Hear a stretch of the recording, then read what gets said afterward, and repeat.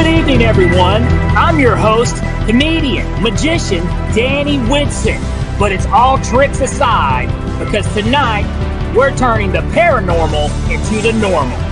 Join me as we explore the gray areas of reality. We're going to talk all things paranormal, UFOs, ghosts, cryptids, and aliens, and see how it's all connected. This podcast is brought to you by the Experiencer Support Association, and we are live.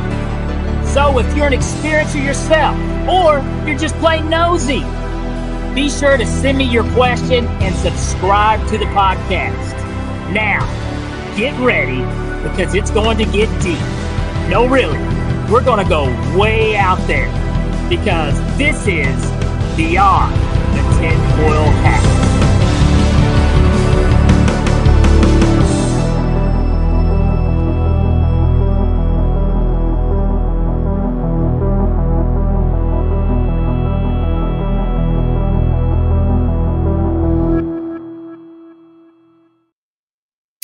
What's happening, my paranormal junkies? Welcome to Beyond the Tinfoil Hat, and I'm your host, Danny Whitson. Guys, like always, we got a fantastic show lined up with a fantastic guest. But first, we are broadcasting live from the E-United Public Radio Network and the UFO Paranormal Radio Network on 105.3 FM on the Gulf Coast and 107.7 in New Orleans. All right, so there's been, I don't know, it's been a little quiet this week for me in the UAP UFO world a little bit. We're still waiting on things to happen. They're supposed to get, some news come out. I know there's like some whistleblowers, some more whistleblowers coming forward. But as far as that, I don't have a whole lot. Just still kind of watching the show, seeing what's about to happen. So, but yeah, if you guys do hear any news, hey, shoot me a message over at Experiencer Support Network. Let Ryan know anything new, any experiences. We would love to hear it, like always. And also, speaking of something else, we got to hear from somebody. I haven't. It's been a little quiet. It's been a little quiet since already. The man behind the scenes, too nice to be mean. Everybody's favorite tech man, Mr. Chris Green. Where are you at, sir? Here we go. He's there. He is. He's quiet. Hey, first of all, I got to say something. Man, I like your orange. You got your orange. What is it? That's an orange shirt. Yes. What is that? Is that Tennessee Vol orange? You know what Tennessee Vol is, right? No, it's Every Child Matters. It's to do with Indigenous. All right. Well, I can get down with Every Child Matters too. Okay. So I also like the color orange, and I like the Every Child Matters. That's right, because every child does matter. But speaking of men child, let's talk about you, sir. How are you? How you been? Oh, I'm good. Had a nice week. Friday's my birthday, so. Oh, Friday's your birthday. Yeah. Oh, yeah, that's right, man. Because you're also a leap year baby. I remember that. Right. So technically, I don't get a birthday this year, but I'm celebrating it on Friday. Okay, you're celebrating on Friday. How old are you going to be? 37. Oh, wow, you baby. You baby. 37 years old, folks. Woo-wee. All right. Well, that's cool. You're celebrating. You guys do anything fun? I think I'm going up to the girlfriend's place. Okay, just going to hang out and have a good time? Yeah, just going to relax. That's cool. I'm not going to work. Not going to work. I don't blame you. Take off, relax, and chill. Exactly. So, I mean, anything paranormally with you? Any UFOs? Any ghosts? No, it's been pretty quiet this week. No Bigfoot? No Bigfoot. Well, bummer. Bigfoot never shows up to my place either. I keep sending the invites, but no show. Well, all right, sir. I tell you what, I'm looking over in the chat, and we do have Lisa over here, like always. Lisa, thank you for popping in. We love to see your name. Get your questions ready tonight for your guests. We got a good one tonight. I tell you what, Chris, here's my cool magic trick. I'm going to make you disappear. Bingo. That was cool. I can teach you how to do that later. All right, guys.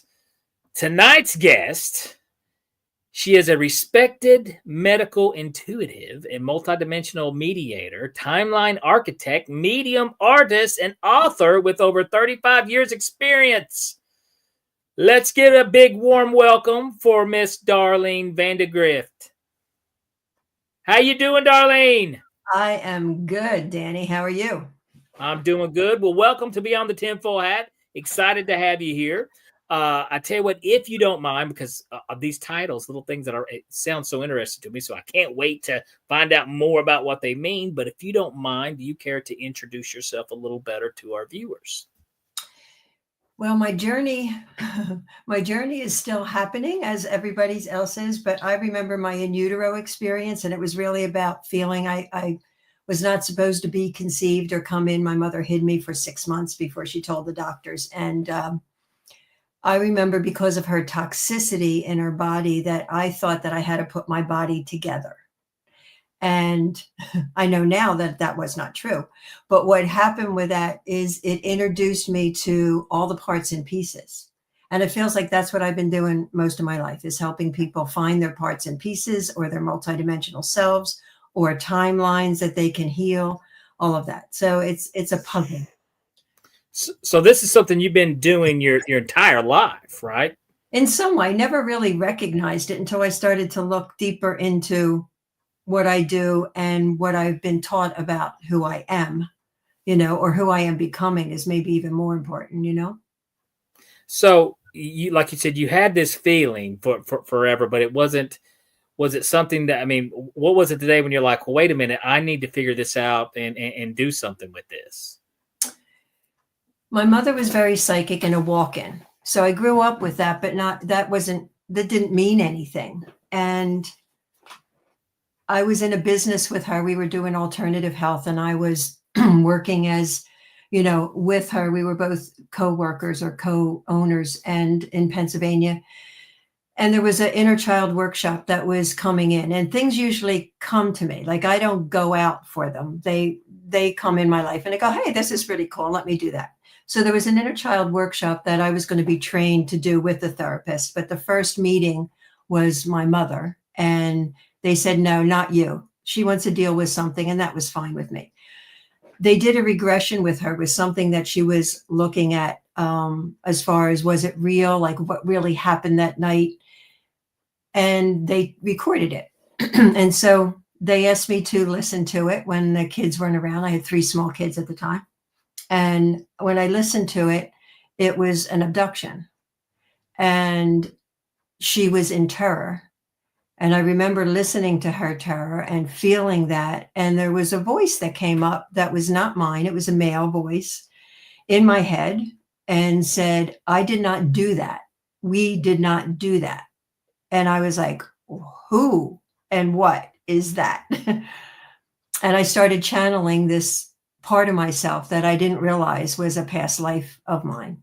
And he came here. His name is Elie Wazar. It's what the books are about. And he came here to address, he didn't think that I'd hear him to begin with. And then he came here because there was a small group of people that I had just met maybe 2 months before that I felt akin to. And here it was his group. It was his group that he needed to heal his timeline with. And so he came, and I channeled that. And after I channeled him for about 4 or 5 years, that group was done as far as he was concerned. But I didn't like channeling. I didn't like feeling back here and not participating at the level. And the energy coming through my body was always invigorating. It wasn't ever painful. It wasn't anything that was detrimental. And I always felt great afterwards. But I think it was the participation for me. I wanted to participate more. So I had asked, by that time when he was, done with his group, he had already introduced me to a council. And I asked, can I do something other than bringing beings in to me to talk as them? Can I do something else? And they were like, yeah, be a mediator. So that's how the mediation started. So, okay, let me ask questions. You said an abduction. So are we talking alien abductions? Are we talking like, okay, so. Yeah. I mean, the Greys get a bad rap, in the beings that I know, the grays are not as detrimental as what people are saying. I mean, I guess there's some good humans and not so great humans. And so that was an experience that she had, that she felt paralyzed, and they were working on her carotid arteries, and she felt like they were trying to stick something in there. So it was done in her bedroom. They didn't take her anywhere. And both of her dogs died that night outside. And wow. so, yeah. And one was old, like 14 or 15, but the other one was like 2 or 3, and they died side by side each other. So that was very a big question, like what happened that night? Because they were howling, and then they got quiet, and then they died. And so that place of her abduction, but you got to realize, what I realized with my mom afterwards is that she was very much of a part of them. After she passed in 2013, I saw her about a week later, and she was part of them. Like, they weren't hurting her. They were trying to help her. She had serious health conditions for a very long time, and actually died twice and was brought back. So that understanding of who they have been, and that voice that came up was really like, it wasn't me. It wasn't us. Like, don't go that route. And I didn't. I really enjoy being in the multidimensional field, with learning about new beings and why they're here. So, okay, did they express kind of like with your mother passing? Is she like in one of their dimensions, or on another? You said you saw her, so yeah. So the first time I saw her, she had passed, and that was in end of March. And May, I was heading down to my daughter's, and she showed up in my car, sitting next to me, and like, not in this physical form, but definitely as an image. And she handed me 2 hearts. One was on top of the other. There was a heart, and then there was a white lace heart. And I thought, oh, that's really nice. I got a gift from my mom. Well, I get down to my daughter's, and my daughter tells me she's pregnant. okay. So it was like, oh, okay. And then a couple months after that, she showed back up again, and she told me the name of my grandson, and that was kept a secret. When my daughter found out, she was like, tell grandma to just keep it to herself, really. So she was around, and then she disappeared. She told me she had to go, that she was always my mother was very much of an enigma. She was a healer after she came out of a 3-year really intense healing. And when she moved on, she was pretty much done. She went to go do what she needed to do. How do you think they know? Like, how did she have access to that information? You know what I'm saying about your daughter's baby? You know what I mean? It's like, do they get insights? Can they see the future? What are they ahead of us on the timeline? Just how do they know? Well, the field is around us, right? The quantum field, the field of infinity, the cosmic consciousness, it's around us. We can't see it or touch it. The Akashic records, it's all there. And they're in it. They're in that interdimensional place. They have access to it. It's no big deal for them. So I think probably and to break it down in layman terms, dumb terms, for me, it's almost like they can feel your feelings, and because like you give off, your emotional feelings. There's the energy that you give off. Like, I guess they're able to sense that without the verbal, without you saying anything. But they tell, this is what's going on. This is what they need at the moment. Because a lot of times I've noticed, like, I've had loved ones tap in right in the moment of something that I need, and there they are. And I'm like, wow, well, there you are, letting me know your presence is here. You are here. And it's just, I didn't say a word. I didn't, I wasn't asking for them for per se, but they just kind of, I guess that's, for layman terms, kind of basically what you're saying. Yeah, we're very much of an open book. Our energy field around us has everything in it about us in some way or another. And psychics usually read that energy field, right? So they can know things about you. It's the same with them, except it's, for me, what I feel is that they have more access to it. And if you're open to it, then you do hear them, or you do see them, or you Absolutely. do, you have to have something that matches your belief system, or you won't. You just Absolutely. don't. And and the word open is the perfect word to use. Is just like, if you want something in, you gotta open up. And and yes, if you're closed off, you're not going to experience it. You're not going to believe it. But I'm telling you, once you do open those doors and open those windows, and you will see. I had a loved one close, pass away, just a few weeks ago, and this was an interesting. I got to tell the story real quick. I got to share the story because it was really cool. But actually, it was my sister, and I had posted a video out. I posted a video and it was on TikTok. And the very first like on the video was no profile, nobody, but the name was Pam, and that was my sister's name. And, I just knew, you know what I mean? I just knew. First of all, I was like, wow. I was surprised, but I wasn't, because when you really do experience these things, you realize how real this is. And when people do leave this spot, they're not gone, and and the more that I've had experiences with my mother and father over the years, and it's just carrying over now with my sister, the same thing. They're not gone. So and now, like, but what you were saying though, your mother is now, I don't know as far as the dimensions. Is there several other dimensions that they travel to? Is it their very own? How does that usually work? Well, there's the in between, from the time you incarnate as human, and who says that the next incarnation is going to be human, right? I mean, we're not guaranteed that. That's choice, just like everything else. And those dimensions are probably endless. We're only given as much as we can handle, how far those dimensions go and who and what is in those dimensions. So we only know like 3-4 dimensions we're heading, or we're saying that it's the 5th dimension, right? Because that's what makes sense to us. But I think there's much more available of where we're going and the timeline that we're living in, and everything that is happening that's in alignment. It's not just human evolution, it's Earth's evolution, it's cosmic evolution. We are in it, and it's a ride. Absolutely. We're a part.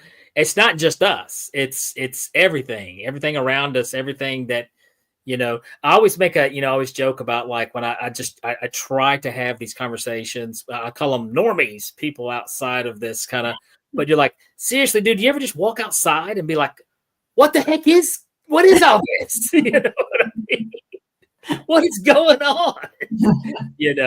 I mean, it's really nuts. It really is it's just crazy, And it has to be.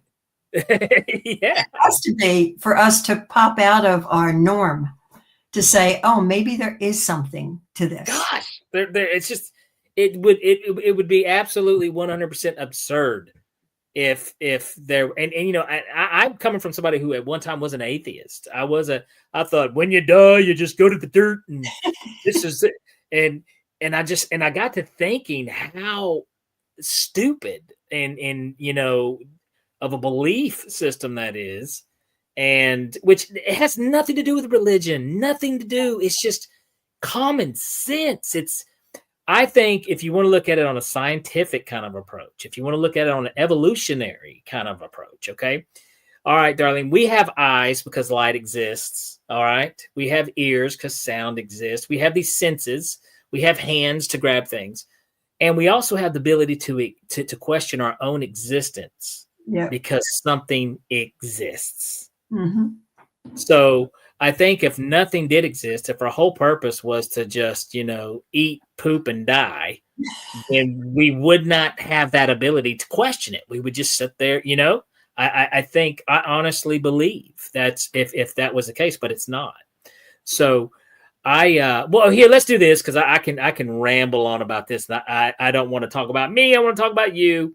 Let's so as far as being like a multi dimensional mediator, so you said you're able to mediate. Do you meet people through these other dimensions, or do you what would you do if someone says, hey, can you help me connect with somebody? Are you able to do? Absolutely. Yeah. I mean, people will come in because I'm also the medical intuitive. So they come in with, it doesn't really matter what you come in with. You can come in with a health issue. You can come in with a relationship issue. You can come in with a career issue, whatever that top of the mind is for you that you're questioning, that you come in and we open that to say, okay, so where did this start? Where did this symptom start? This illness start? Not where do you think it started? Like, where does your body think it started? And we go back through the innate wisdom. That's part of what I do is I move into their body and talk to their innate wisdom. I talk to their guidance system. We kind of team up and say, let's try to figure out where all this started. Is there any steps that that person needs to do to heal where it started? Because that will make an impact present day. And sometimes that goes into, depending on their belief system, it'll go into a past life. It'll go into, something that, is connected to that symptom or that relationship or that illness or that career or their choice of where they live in life, right? So you track it, you heal it. The timeline architect is what I really have started to find out in the last couple of years in working with a new group called the Evolves. That is really an evolutionary process of them in 35 years of from Elie Wiesar, the first one, to a council of 28, and then they evolved into the Evolves. What I'm finding out with them is that if you go back to a specific timeline that really has an anchor for you, you can't change the death of whatever happened to you in that timeline, but you can change the dynamics. You can move it in a different direction. And what happens when you start to do that through visualization or meditation or however you consciously and co-creatively do that, something changes in your life here. Okay. And this is something that you've probably worked with many people, correct? Yes. And now have you seen like any like you got any examples? Not that you have to share anything personal, but any examples of maybe how you have fixed some situation, or this has helped somebody take care of a problem, maybe an issue that they were dealing with. So there's many out there. I'll just relate mine. Okay, that's it's the easiest one to remember. Yeah. So this was maybe 8 years ago. I was at a friend's house and we were meditating, and what came up for me is how I abused in another lifetime one of my children as a priest, as a holy man, and what I did to this kid. And I just bawled my eyes out. But when I came out of that, I was determined. I was committed. I was going to do whatever it took to take care of him this lifetime, because I always pushed against, I don't want to take care of him. He's 30 years old or he's 40 years old. I don't want to take care of him. And when that came up and I really got it, I got the connection that I really hurt. No wonder he's back in my life. This is for me to love him. This is for me to care for him. This is for me to accept anything that he is. And I can tell you within 2 to 3 years of me just giving and feeling and connecting and loving, his life got together like that. So, okay, I do want to make sure, because I'm a little confused. This was something that happened in another lifetime to a child. Yes. But how was the child in your life currently now? Yes. So one of my children now. Okay. That yes. You as a priest abused the same child? Yes. Oh, wow.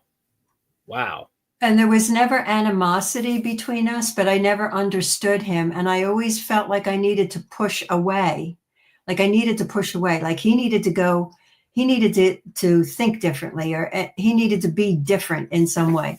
And when you guys were having your issues in this life. Well, yes, my issues. I don't think he had issues. It was my issues. Okay. And now I understood why. Okay. But it changed. So is that common?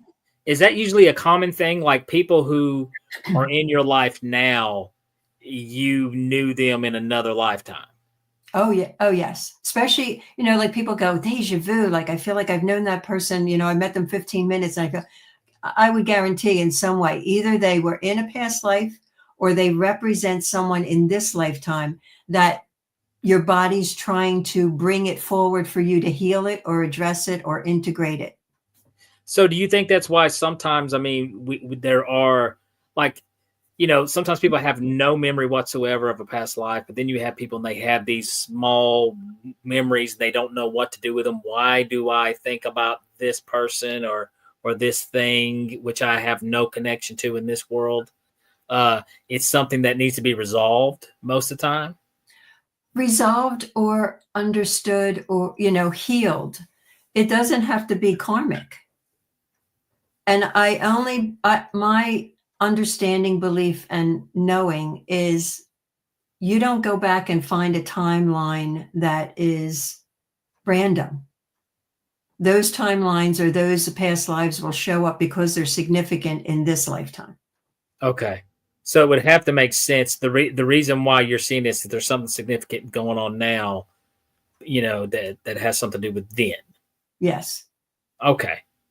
Now I'm a fan of we'll cut to our break right in a minute, and I wouldn't mind bringing this up, but I am a big fan of the past, present, future all exist at the same time kind of theory.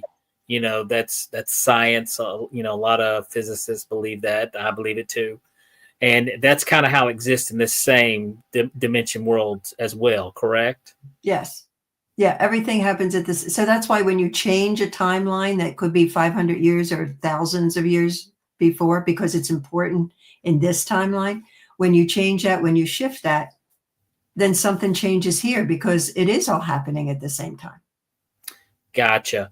And, that's another interesting topic, the timeline, which a lot of people would even say that the timeline has been messed with a little bit.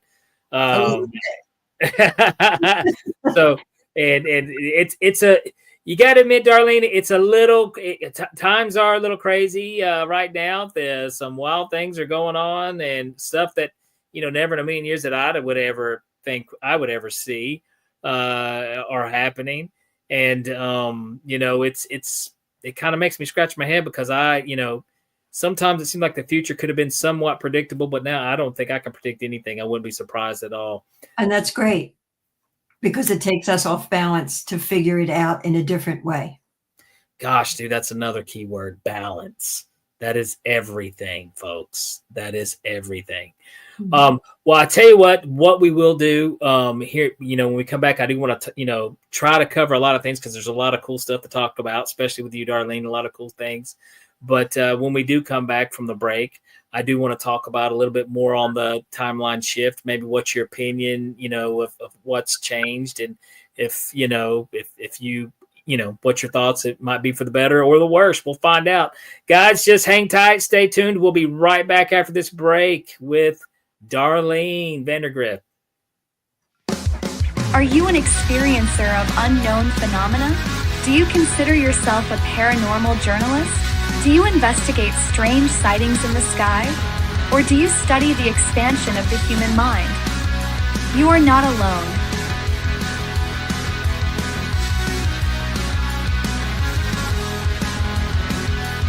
Welcome to Tessa, a one-stop shop that offers multiple services to experiencers.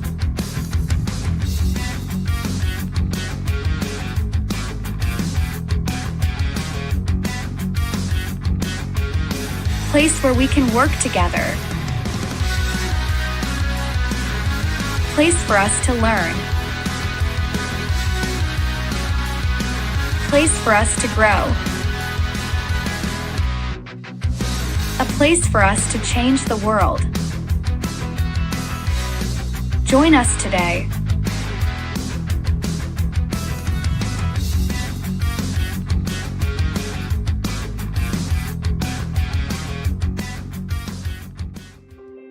Have you ever wondered, or maybe just thought to yourself, if there were others just like you?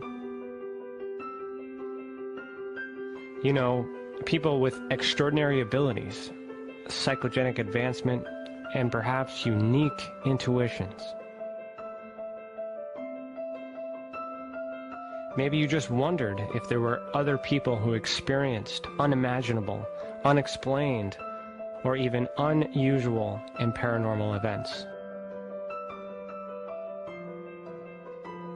Are there people who have more questions, more fears than answers? Well, you're not alone. You've never been alone. We believe you. Sign up for EA today.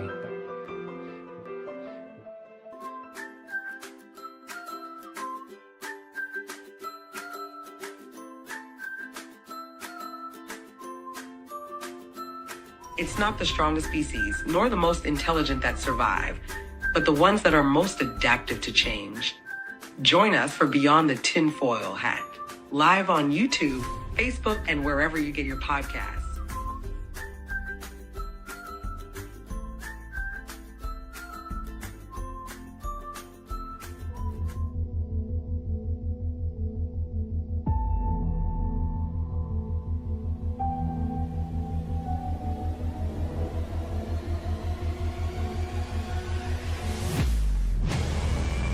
Don't miss live interviews on Beyond the Tinfoil Hat, the latest declassified Canadian UFO documents, or an inside look at groundbreaking investigations. Subscribe on YouTube today for free. If you want to really find out about Ryan, ask him about all his work and UFOs in Ontario. Ryan is one of Canada's leading new UFO investigators. He conducts and oversees UFO investigations on a constant basis. He's compiled a tremendous amount of data regarding UFOs in Canada. I have used his research extensively.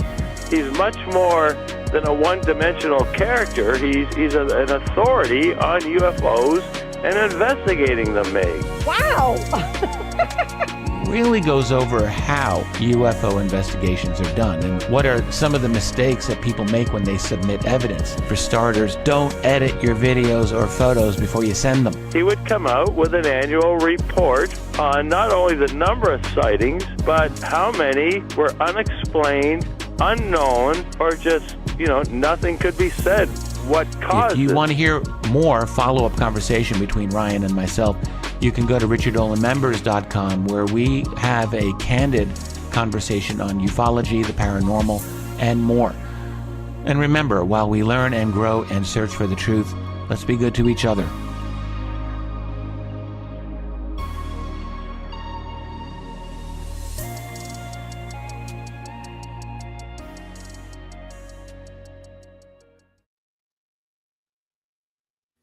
All right. If you guys are just now tuning in, we have been talking to Miss Darlene Van de Grift. Is it? You said there was no R. Is it Van de Grift or Gift? I'm sorry. I want to make sure.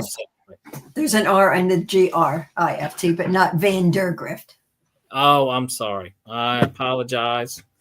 They mess up my name all the time, Darlene. I've been Danny Winston, Danny Watson.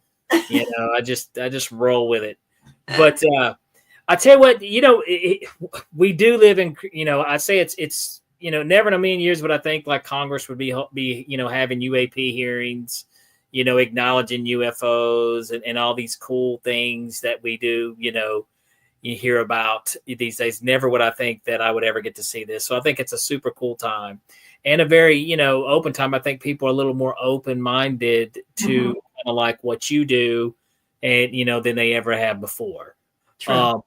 Now, you've heard like there's times it makes you wonder because I think it's very possible that something could have messed with the timeline. Why is this happening? This is kind of weird Do you think anything's like that happened in our timeline in this dimension? Well, what do you mean mess with? Well, there we go. Maybe like yes, I'm a believer in the butterfly effect. One little thing can affect this, but I think that's natural. Yes. I think that's a natural occurrence. Do you think there has been any interference? Well, humanity is an experiment. So we've been messed with in various different ways by various different species from the time that man landed on Earth, in a very different form even, right? And so I think we are still in that trajectory of experiment in our evolution. I don't think anybody is tampering with the timeline in a way that is speeding it up or introducing anything else. I think we are in direct alignment with what needs to happen for all of us. So what okay, you said we are an experiment. If you don't care, elaborate on that a little bit. Yeah, so humanity in its original form wasn't as well-versed or intelligent early on, right?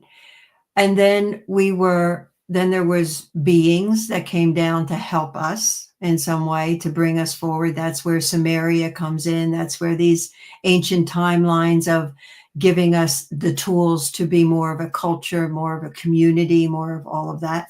And so those things are experimental. Like they can't take our choice from us, right? They can't come in and interfere. Multidimensional beings can't interfere unless they are asked. And that's the loophole, right? Okay. If we know they exist and we develop a relationship and we bring them forward, whether that's through channeling or however else comes forward, then we are in connection with them and they can do whatever they can do for us, as opposed to just watching us, being the observer of us. And they've proven that can happen, and more that is happening. More people will start to channel this year than ever before. They'll allow more in, and the reason why is they're curious. They're tired of what this is. They're tired of the division. They're tired of the anger and the hatred and the violence. They're tired of it. So that moves us into then what more can we do? Because we're not happy. We're not happy what's going on. So it opens up the mind. It expands our consciousness in some way to say, okay, so let's try to not fix it, but let's try to find something that is more aligned with where we are and where we are going. So as far as I always find it interesting, humans, aren't we like the only living creature on this planet that has to cook its food? Yeah, unless snacks or whatever we want to do. But you get what I'm saying? I mean, we are literally, so I've always thought that was weird. Everything else can just eat whatever it wants, but not us. We gotta, there's, and I don't think like I said, I talked about how we can question our own existence. I don't think we're the only. I don't know if other animals do this, but there's just a lot of things that's always made me wonder. We are the oddballs, on this place. So if we were an experiment, if we were kind of, kind of created in a giant petri dish by another dimensional being, and kind of sitting back, they're sitting back and just watch. What are we? One of those things you used to get out of the comic books that we're sea monkeys. Is that what it is? Yeah. I'm sure we have that part in the DNA too. We're the sea monkeys. So yeah. But there's, you have to remember that as beings, as human beings on here, we may not be the most intelligent. We're a little thick-headed at times. And it takes a long time for us to get something. But we are curious. We're more curious than maybe other beings, even though the cats look like they're very curious, and other animals look like they're very curious. But that is supposed to lead us into more of our evolution. Like, how do we address everything that is happening before us that we would like to change? But we're not owners. See, that's where we get we get into the power and the greed and the possession and ownership of everything else on this planet because humans are the best and whatever. And that's not necessarily true. It's nowhere true. I'm sorry, I don't mean to be cynical, but we're the worst, folks. We are horrible. There's a lot of things, I try to debate, like you see all the bad stuff. We do a lot of bad things. And there's things that, like I said, I try not to be cynical towards, our existence, but boy, we do a lot of bad stuff. I do want to acknowledge just real quick, Chris, if you don't mind, get Lisa has a comment, and Lisa agrees we're horrible too, but Lisa does have a comment here. And maybe for Darlene, I fear channeling. Yep, there we go. Lisa fears channeling, Darlene. So what's some advice that you could give her to where she wouldn't be afraid? So my question would be, is she afraid of channeling herself, or she's afraid of listening to people that channel? Can you clarify, Lisa? If you get a chance, pop in there to comment, maybe some clarification. Is it you or someone else that you may channel? That's a good question, though. And that's, I guess you could run into some negative personalities, though. Well, you can, but I learned that. Oh, she says both. Both. Okay. Because there's so much out there, right? So it makes sense that you would be afraid of that. You would shut it down. You would close it off. You would not pay attention to it. And there is so much. You need to learn discerning. You need to say, oh, maybe you're listening to somebody that's channeling this information. What I find out that most people that are channeling now and have been for quite a while, they're all very similar in what they're saying. They're not very fear-based. I would stay away from people that are fear-based in some way, because why create more fear? Why create more division? It may not be, and channeling also has a filtering system, right? So it may not be the information that comes in that is not proper or not accurate. It may be the person that has a filtering system about that. And so they bring it forward in a way that is not so clear, right? It can be muddled. So that's about listening to people, is just be very discerning. You don't have to believe anything that anybody says. You just question it. You take a look at, what does my heart feel like? Does it feel like it resonates with that? Like, yeah, that's a piece of truth, right? And that'll teach you how to trust yourself as well. That discerning will teach you how to trust yourself. So you'll be getting stronger with that.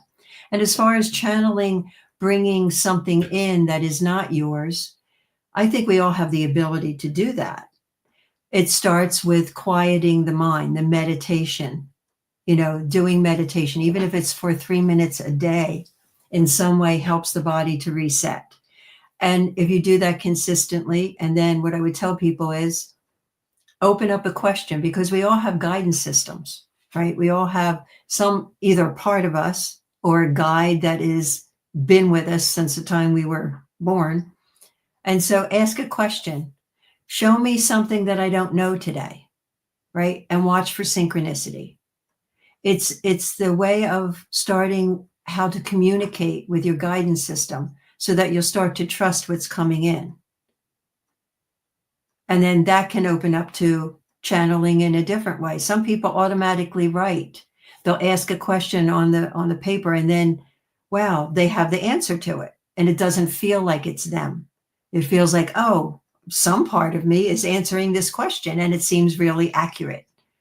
So channeling can come in many different ways, but meditation first feels like it would be the key place to just put yourself in that place of relaxation and allowance, and just see what comes in after your mind can kind of go on a hike. Now, this may be, I'd say we may be a little late in the conversation to bring this up, but for people who don't meditate or new to meditation, is there something that you recommend to, what's the beginner's course in learning how to meditate and maybe channeling? Well, some people that some people can meditate and they can just sit there, and 3 minutes is enough because they can just calm themselves for 3 minutes. But some people need to move. But I would suggest go out to nature, take a walk, take a hike, be out there, but not listening to anything, no earbuds, no anything like that. Just be with it. Watch what happens around you. Watch where your intention, where you're attracted to. Is there a bird on the tree? What do the leaves feel like? You're opening up your senses. And when you open up your senses, you're open. And then see what starts to happen. Lisa says, I have some negative experiences that could be why I don't trust channeling. And is that her experiences personally, or what she experienced by somebody else channeling? Gotcha. This would be somebody. It sounds like this would be somebody like that you would help that through your process and what you do. Yeah, because if she's asking about channeling, I take that serious. Is that there's either something that might want to come through her, but if she's had negative experiences, like say she went to somebody and somebody channeled something that was fearful. Oh my God, I can see cancer in your body and whatever. No, like. That isn't the kind of channeling that she may want to hear, and it's not about all pie in the sky either, but there's a different way to present that. If there was something that scared her about that. Yeah, that sounds awful. I don't think I definitely, it is. It's like the doctor saying, okay, guess what? You got 6 months to live, and here, bye. I'll see you next week. That's awful. Yeah, well, thanks, Doc. But you could have that's the one time, lie to me. Yeah, at least a little bit. A little bit,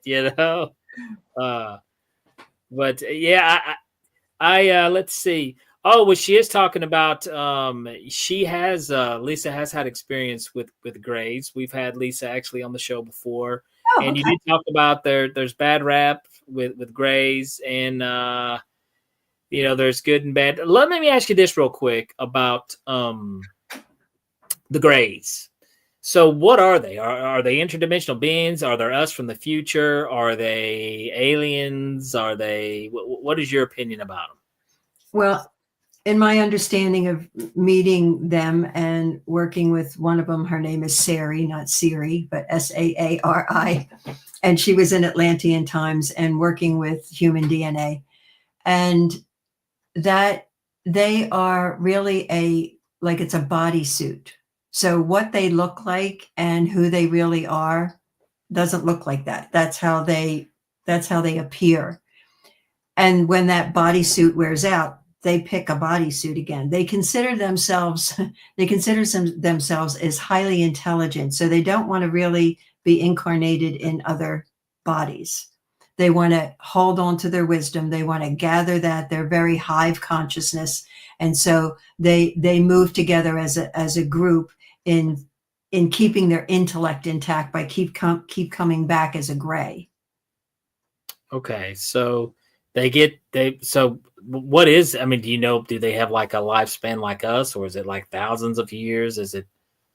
Well, if the bodysuit wears out, that could be anywhere. I know I was told like 800 to 1,000 years, and then they get tired of that bodysuit, or they come back. They keep incarnate. They choose more to incarnate back into a similar suit. See, that's interesting. And this is stuff that you have learned through channeling with them and stuff they've told you. Know them, and the one that I'm talking about that is in the book in Atlantean and Lemurian times. She wanted to become part. She wanted to understand human. She's a behavioral analysis. That's how I found her. She was part coming in when I was working with people, and I didn't know who she was. And years later, it was, this is who I am. I'm a behavior analyst, and this is why I'm so important to why I tell you what's happening with people. And so that her doing that and inviting herself in and then helping to write the book, it's really about who they are and how they see themselves. And she wanted to experience more freedom with feeling. That's part of what she wanted to change. She was experimenting on herself. so that she could feel more, so that she could understand humanity more, so that her work would be more dynamic. So for them though, they're just like in another dimension though. They're coming through Yes. here. They're not. Well, they might be here, but we don't see them. Okay. Now, is there any way can we experience their world? I think there is. I mean, I go to their world, or they provided me originally. They provided me in something that was called the council room, which was a teaching facility for cosmic beings. And when they evolved, they moved it into what they call the white space, which is it's totally white. It's like being in white light, but not bright, like a real soft white, cottony white. But it's a place of total neutrality and co-creativity. And that is their dimension. Like that's part of their dimension. That's created for the groups that I work with to come there so that they can get healing, or they can get understanding, or they can raise their vibration and whatever is happening in that moment, to work with them. And they also, in that group, will also work with what's happening on the planet and how to heal and help Mother Earth. So, Darlene, do you think this will ever be like common knowledge? Like, will they ever come through and everybody's like, wow, this is real, these things do exist? Do you think we'll ever reach that level of humanity to where everyone accepts this and believes this? Yes. Will it happen in our lifetime? It may not, because we take a long time to learn something and accept something. But this is a pivotal point of getting more people aligned with that. And then say even the scales tip, and we have 55% people that feel like this is a possibility. It's not just about it colliding on them for it to change all in 2 days. We have to accept it. We have to move through allowing it. We have to say, where is our commitment? Do we trust ourselves more? Are we discerning? It's a learning process, however long that takes, but getting over the hump is the biggest thing. And we're getting there. So slowly but surely we're getting there. And, like we talked earlier, you got to have your windows and your doors open. And that's something that I have learned, Well, let's do this real quick, because you did, you in your bio, it talks about an author. So tell us a little bit about your books and or where we could purchase them and learn more about you.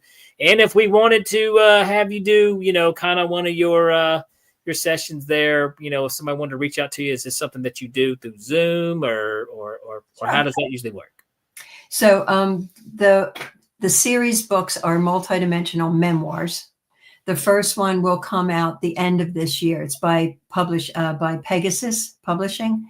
So I expect that to be out probably late fall, something like it's called EarthBound, the genesis of the great experiment. And that talks about that's insights with ancient civilizations and cosmic changes and spiritual lessons, and how that all interfaces with Earth's evolution, humanity's evolution, ancient timelines.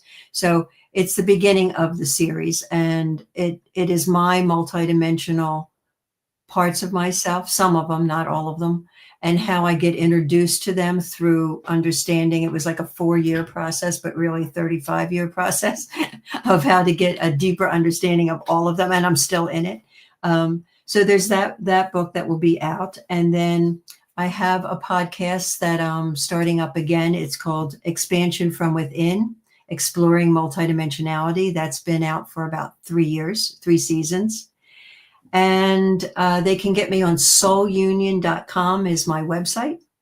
Soulunion.com.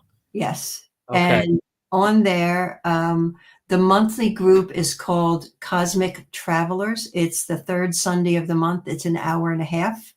And is that like a live chat or something, or a live group? Or? Yeah. So Zoom, everybody, simply everybody gets a number. And what happens is those numbers, if there's something that comes up, it'll be like number 59 needs to be working on, blah, blah, blah, blah, you know? So it's individualized as well as collectively, because now there's a group. So there's group energy. So it's a reciprocal. I'll give you a piece of information, you know, the evolves will give you a piece of information for your growth. Now, can we use your energy to ripple what's happening on the planet in a positive way, whatever that would be that they offer? That's cool. I can dig that. I think that's great. Well, I tell you what, Darlene, this has been a very interesting conversation. I've enjoyed it. We definitely are going to have you back on here. Like I said, because there's so much, you know, to talk about. You know, you do a lot of really cool stuff. And definitely, you know, when those books come out, and what was the website again, real quick, because I'm sure that's where the information will be posted there. soulunion.com. soulunion.com. Well, I tell you what, guys, be sure to check those books out when they do come out. It sounds like they're going to be a very cool read. And I got to say, Darlene, thank you so much for coming on Beyond the Tinfoil Hat. We got to have you back. I will be happy to come back, Danny. All right, guys. I hope you enjoyed that episode with Darlene Van de Grift. I hope I didn't mess it up again, Darlene, but I do apologize if I did. But a lot of cool stuff, you know, like interdimensional talk. And, you know, I'm a firm believer in that stuff. So, but definitely check her website out, especially when the books come out. I'm sure that's going to be some really good, interesting stuff in there. Guys, if you have not done so, be sure to like and subscribe to the podcast. Smash the like button. That always helps for some reason. And also head over to the experiencersupport.org. Check out some really cool articles from our very own Ryan Stacy, some investigations. Head over to Patreon at Heed the World. Show a little donation. That'll get you access to some really interesting articles. Next week, speaking of Ryan Stacy, he's going to be our guest here next week. I get to talk to Ryan, and Ryan gets to fill us in with all the cool stuff that he has been investigating and working on. So that should definitely be a fun episode to check out as well. And if you guys, any experiences, anything that does happen, you know, let us know. Or if you would like to be a guest on the show, reach out and let us know. We would love to have you. I would love to talk to you. I always love talking to new, exciting guests. And Lisa, thank you so much for your questions tonight. We really appreciate it. I'm sure Darlene did too. And be sure to reach out for Darlene. Reach out to Darlene if you feel like she could help you in any way with your channeling. Guys, like always, we are broadcasting live from the E-United Public Radio Network and the UFO Paranormal Radio Network on 105.3 FM on the Gulf Coast and 107.7 FM in New Orleans.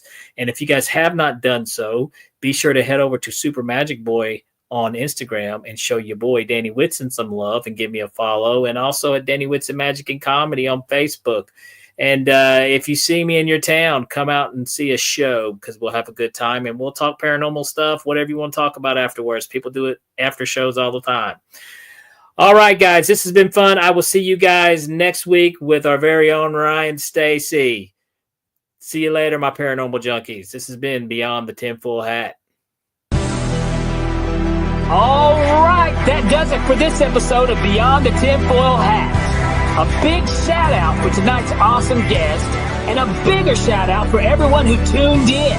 And if you haven't done so yet, be sure to subscribe to us on YouTube or wherever it is you listen to your podcasts. And like always, be sure to stay curious, heed the world, and keep the paranormal normal. I'm your host, Danny Whitson, and this has been Beyond the Tinfoil Hat.